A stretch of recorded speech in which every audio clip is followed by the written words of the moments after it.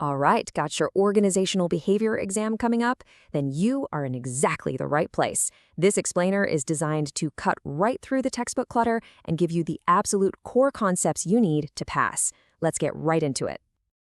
Pretty much everything in your course, and definitely on your exam, is going to boil down to this one big question. If you can understand the framework for answering this, you are well on your way. So let's break down those fundamentals together.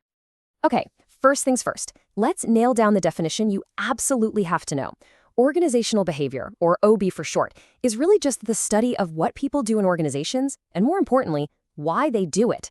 It's all about looking at behavior on 3 different levels: the individual person, the team they're in, and the entire organizational structure itself.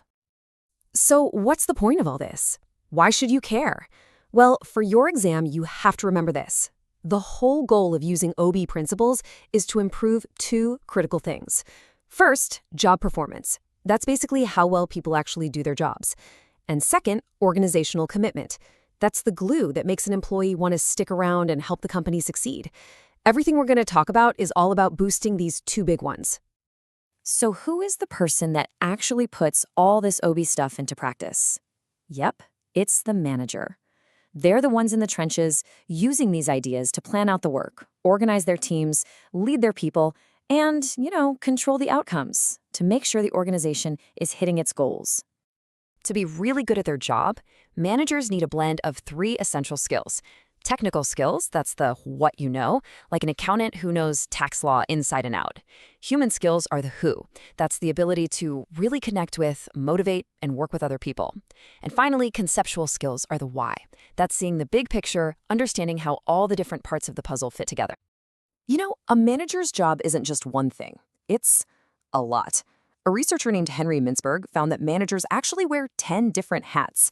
This table right here, which is a goldmine for your exam, groups those 10 roles into 3 main categories: interpersonal roles, which are all about people; informational roles, which are all about communication; and decisional roles, which, you guessed it, are about making choices. Okay, now this is a really interesting one, and definitely something to remember. Research found a pretty shocking difference between what makes a manager effective versus what makes them successful. Effective managers, the ones whose teams crush it, they focus on communication and helping their people. But successful managers, the ones who get promoted fast, they spend a huge chunk of their time networking. So get this, the skills that get you that promotion aren't always the same skills that make your team great. And that surprising fact we just talked about, that's a perfect example of why OB isn't just, common sense. Just relying on your intuition, your gut feeling, is a total trap. OB is a science. It's about trading in those gut feelings, which can be totally wrong, for systematic study. It uses real evidence to find cause and effect relationships so we can actually predict behavior. And when we say systematic study, it's not some crazy complicated thing. It's a pretty straightforward 4-step process. You start with a theory, which gives you a testable prediction or hypothesis. Then you go out and collect the data, and finally, you analyze that data to see if your prediction was right. Following this method is how managers can stop guessing and start making smart, evidence-based decisions. All right, deep breath. This right here is probably the most important framework you need to lock in for your exam. It's the basic OB model.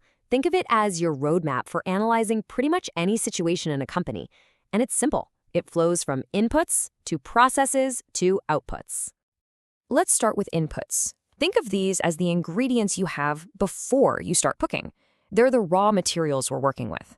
So at the individual level, that's stuff like someone's personality. At the group level, it's how the team is structured. And at the big organizational level, it's the company's overall culture. Next up, we have processes. If inputs are the ingredients, processes are the actions. It's the chopping, the mixing, the baking. This is what individuals, groups, and organizations actually do.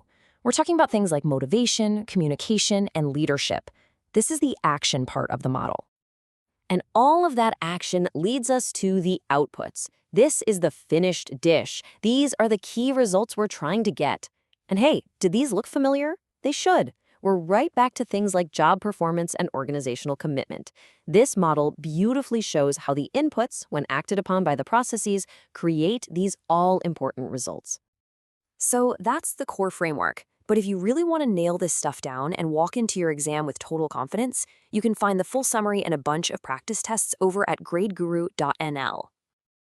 Okay, let's do a super quick lightning round recap. If you remember nothing else, remember these 5 things. 1. OB is the study of people, groups, and structures. 2. The whole point is to improve job performance and commitment.